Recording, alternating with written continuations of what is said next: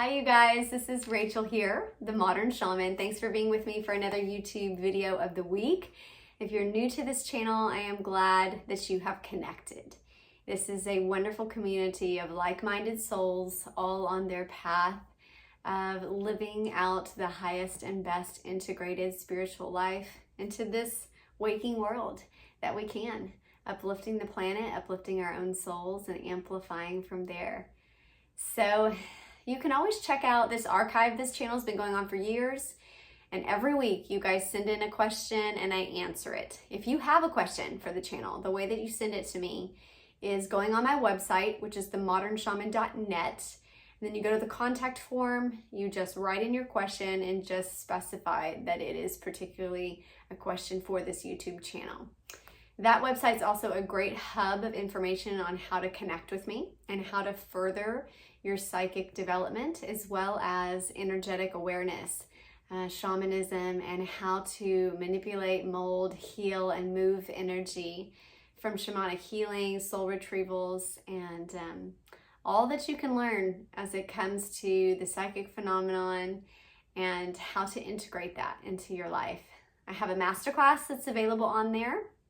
That is online modules. It's 44 modules with meditations and guidance and practice activities.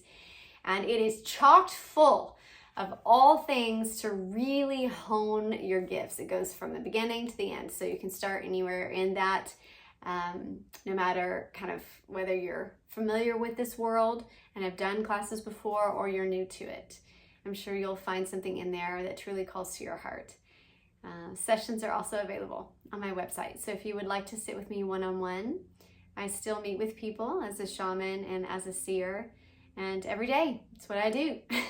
So if you guys would like to sit with me for healing, ceremony work, or life probabilities, future paths, higher guidance from spirit, channeling in terms of mediumship, past life visions, there's a lot available there. It's all on the website at themodernshaman.net. Okay, let's get on with the question of the week.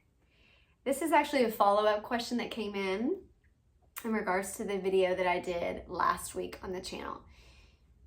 And so it says, hello, I would frequently have dreams about pyramids. 3 very close together as a child. They were upside down and a cave was underneath. This dream morphed many times, but I want to know how to get the reoccurring dream back so I can do more work on it. I've had a lot of awake astral projections, etc., but this one feels locked or lost. Any tips? So kind of how to unlock areas of our memory. And last week, if you remember, I talked about someone had written in about premonition dreams that they had about war and things like this. And so this is a follow-up also on dreams. And dreams are interesting,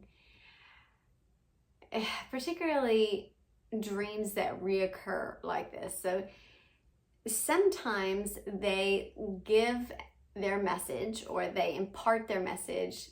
The lesson is taught, what's needed to be done is done, and then they leave. Other times there's this sense of kind of like loop trauma or reenactment or participatory action. Like sometimes when dreams reoccur, we are active in other planets or other experiences or other lifetimes, and we are living that in our dream state and having memory of that and connection to that.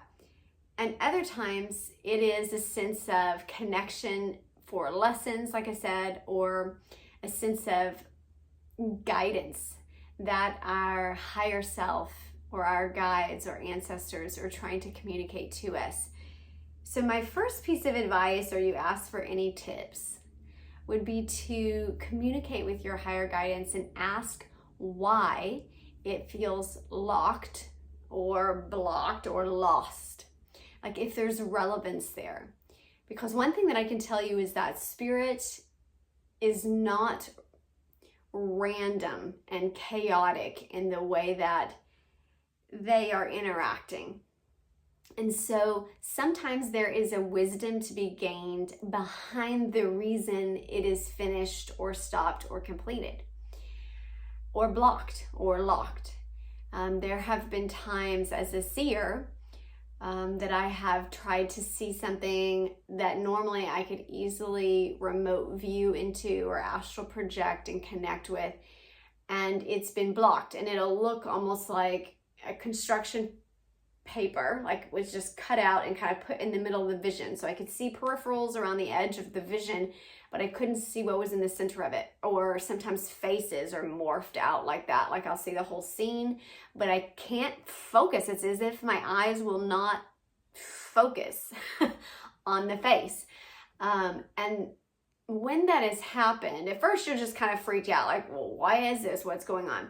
And in different scenarios, like sometimes there's psychic interference, right, from government agencies or kind of higher levels that utilize psychic work. Sometimes I've run into that just with agency work. But for the most part, when that's done, when there is a blockage that feels like you're unsure of the reason, it doesn't feel very clear to you. When that happens, what I have asked Spirit and found from those sessions is that the information that would be received, either we are not ready to receive it, like we're not in resonance with receiving that, or that it would do more harm than good to see it, or that it would change a sense of pattern or projected goal that we're going towards in our life. It would kind of detour us in a way that would impact our life in a negative way. For example, I know that's kind of vague, but for example, sometimes when that's happened, I can think of 2 times in particular where they were parents kind of wanting to check in on a volatility of their child and certain things. And the future probability that was really intense and heartbreaking, Spirit did not want to show that because it didn't want to take the sense of hope or energy that the parent would give the kid in the positive if they had kind of a bit of forewarning, but not the gruesome visual direct detail. And so there's a higher wisdom oftentimes of why things are left blocked or hidden. So that's my first piece of advice, is ask Spirit why. And try to glean some information that feels like higher guidance of discernment. Why would your higher self not have access to this now? Because sometimes there's relevance in that piece of information, and that can give you a sense of peace or timing. And that Spirit may even say, it's not for now, but we will come back to this. Things are not in place right now, and things are shifting, or timelines have changed, and we will readdress it at a different point. Or sometimes they'll give guidance, like I said, that this would not be in your best interest to go down this path right now. So ask. That's my first piece of advice for you on this. Another thing, it's interesting, you didn't really ask about the pyramids, but pyramids are so interesting because they have, well, really everything does, but pyramids in particular have their own energetic signature or kind of personality as an entity.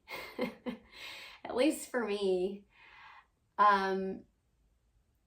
And there's a lot of people that have had past life memories in connection with pyramids. They're on so many places on this earth, on other planets, and they are portals in themselves. They have the material pyramid. Take the Great Pyramid, for example, we have the material triangulation, and then there is a spiritual triangulation that does the opposite, that creates the Merkaba, right? You were talking about the upside down triangle, how they're upside down. That is the feminine, right? The upside down triangle. If you've ever studied divine masculine, divine feminine, the sacred geometry there, the divine masculine is the upward triangle and the archetype there, and then the divine feminine is the counterpart of that, the downward triangle that you spoke about. And when they fit together, the material and the spiritual, they create the Merkaba, or the divine portal activation center of the balanced or harmonized body. And so when I say portal, there's a sense of connection to all realms of being, to all states of being. So it's a very important imagery, and the message there, I think there's so much message within what you're seeing. Also, the caves underneath, that's fascinating to me. There's memories there. I don't blame you for wanting to unlock them and going back and wanting to go back into them. I also feel that memories kind of call to us when they're relevant like that, or lifetimes. And I know I'm going to Egypt later this year, and I started feeling energetic preparation, as if the pyramids were giving me particular meditations. I would be meditating and I'd start to see imagery of them, and I'd start to feel energy that was kind of trying to harmonize me with different layers within the pyramids, different modalities, almost like gear shifts in a car within the pyramids. So I do believe there is a secondary message there of it kind of calling back to you. So my second piece of advice to you would be that when you feel something like this calling to you, and whether it's an example of the pyramids or something that you just feel really drawn to spiritually, and you can't seem to unlock it, a great way to do that is to move yourself into other practices that initiate that theta brainwave state. Now, that can be done through hypnosis, and that can be particularly helpful because they can guide you to where you want to go.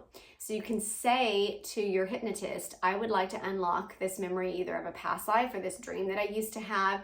This is the imagery that I saw. The pyramids were upside down, they were close together, there were caves underneath, and you can give them that visual icon as a reference and ask them to take you there and to set the intention to unlock what your subconscious holds if it is in alignment with your highest good. So working with a hypnotist would be a great way to move yourself, because that's the same brainwave state. Theta, it moves you into a deep hypnagogic state, which is theta. You can get to this also with meditation, which would be my third bit of advice here, is to do guided meditations with yourself, with those visual triggers, because you do have kind of a muscular brain memory of what those dreams were like. So use those as an imagery trigger before you fall asleep or before you go into meditation, and set up that visual parameter. So in the meditation, moving yourself into a state of theta, you get your physical body relaxed. You move yourself into kind of a meditative trance-like state. Now you can do this with different ways. You can do it with binaural beats. You can do it with breathing. You can do it with drumming. You can do it with guided tones or sounds. You can do it with simple silence, listening to an air conditioning vent, things that kind of move into white noise where your mind doesn't have a lot of connection points to our physical realm. And then you begin to think of the scene that you saw in your dream. So you would see the pyramids, you would see them upside down, you would kind of retrace the steps there, you would retrace the cave and moving through, and then you would let your spirit continue to play out in that location. See where it goes to explore. Ask and engage in that meditative state of what is here for me.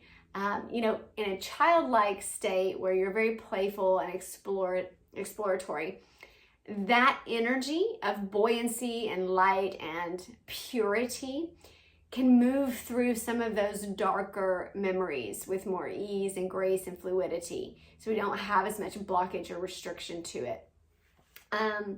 If there is trauma, a reason that a lot of times things are blocked for us, there may be a traumatic memory that in the past, even though, again, it's not a past life, these are concurrent, but it may be a traumatic event that happened in that lifetime or within that cave system or something like that.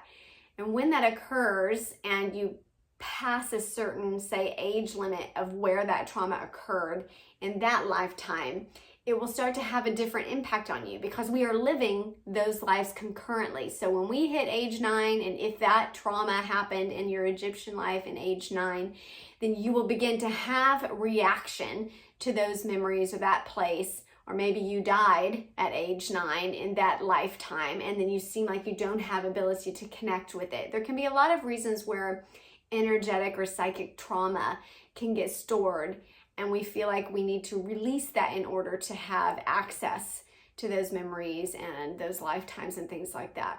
So my fourth piece of advice would be to do some trauma therapy, or similar to PTSD, trauma release. You can do this through many energetic methods.